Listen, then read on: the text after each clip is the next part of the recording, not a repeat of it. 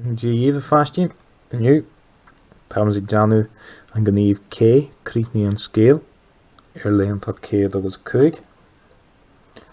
So, Thomas Janu, and Dara Victor, August, and 3 Victor Foster.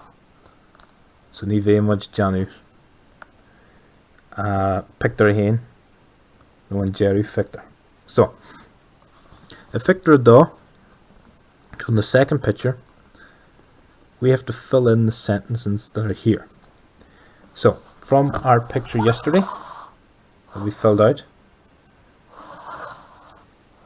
these will help us complete our story for today. So, dus wil me the far agus a wadra. So at the start, I met with a far agus a wadra, his dog. So fiche kaihu. So fiche kaihu. Shakaj ada. Agus. Karishan. Agus lavani. Ban. Agus fi. Agus. Karoat. Air. And then fi. Shakaj du. Agus. Karoat. Air a water fashion. So there was Shakaj du. Agus. Karoat jarog. On the dog too.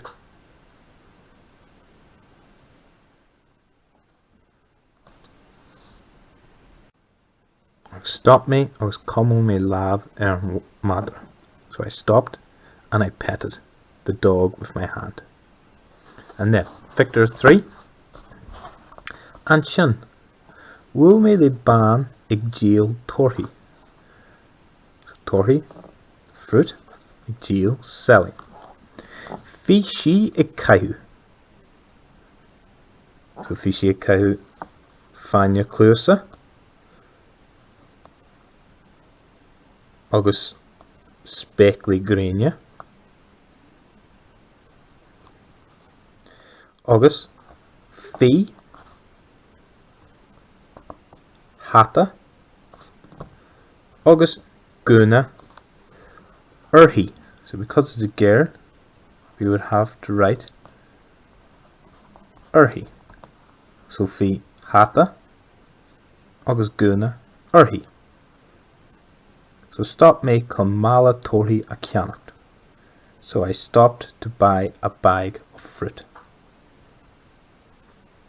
So again, today we're only doing picture a door, or picture 3, and we're just completing the sentences.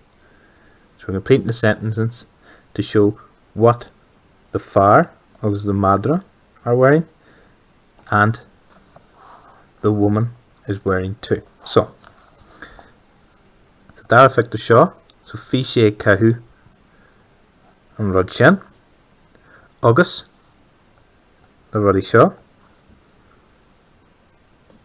Fi Hata Ard, August, Karawat Jarog, Air, and then V Shakaj Du, August, Karawat Jarog, Air Water Fashion. And then it's a 3 Victor. And shin will me ban ig jail torri for Sophie she ig kaihu na fanya clusa. August speckly grania. August fi hata. August guna urhi. So kain sort hata. August kain sort guna at urhi. And then stop me con mala torhi a canok. So I stopped to buy a bag of fruit.